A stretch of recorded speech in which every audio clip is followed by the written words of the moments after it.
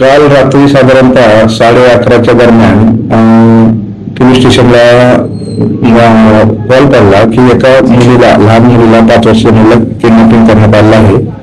त्यानुसार आमच्या विविध पथकांनी, म्हणजे क्राईमचं पथक, आमच्या पोलिसांचे वरिष्ठ पी होते, आमचे डीसीपी साहेब होते, गुंडा स्क्वॉडचं, अँटी गुंडा स्क्वॉडचं पथक होतं, युनिट 4 होतं. त्यानंतर आमचे सगळे कर्मचारी, अंमलदार पोलीस स्टेशनचे सगळ्यांनी शोध घेत होते. सकाळीपर्यंत शोध घेतला आणि शोध घेतल्यानंतर संशयावरून आम्ही याच्यातील एक आरोपी समीर कुमार मंडल, वय 32 वर्षे, राहणार वर्षे कारकेचा, तो जय हिंद कंपनीत नोकरी करतो. तो निर्भयतेच्या बाजूलाच, पाठीमागच्याच रूम मध्ये राहतो. तर त्याच्याकडून त्याला संशयावरून ताब्यात घेऊन अधिक विचारपूस केली. तसेच शोधाशोध घेतली. आमची आरसीपी पण होती.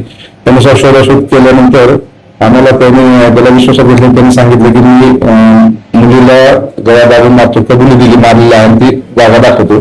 त्यानुसार आम्ही ते निर्भयता आम्हाला मूर्त अवस्थेत तिथे मिळून आली. ते आमचे पथक, फॉरेन्सिक लॅब, फॉरेन्सिकची लॅब, तसेच फिंगरप्रिंट आणि आमच्या सगळे क्राईमचे डीसीपी साहेब वगैरे सगळ्यांनी जाऊन आम्ही मेमोरंडम करून ते ताब्यात घेतलं आणि वायशनला पुढील पोस्टमॉर्टमसाठी आणि पुढील मेडिकल तपासासाठी वायशनला पाठवलेलं आहे निर्भयतेचे हे. आणि त्याच्यानुसार आरोपीला ताब्यात घेऊन त्याची पण मेडिकल करायला पाठवलेलं आहे आणि गुन्हा दाखल झालेला आहे रात्रीच. आता त्याच्यात डॉक्टरचे अनालिसिस, म्हणजे डॉक्टरकडे आपल्याला मेडिकल वगैरे येईल, सगळे मेडिकलचे रिपोर्ट्स वगैरे येतील. त्यानुसार आम्ही विविध कलम घालून पुढील कारवाई करत आहोत. या प्राथमिक माहितीनुसार निर्भयता ही तिथंच, निर्भयतेचा भाऊ निर्भयता ही तिथंच खेळत होती.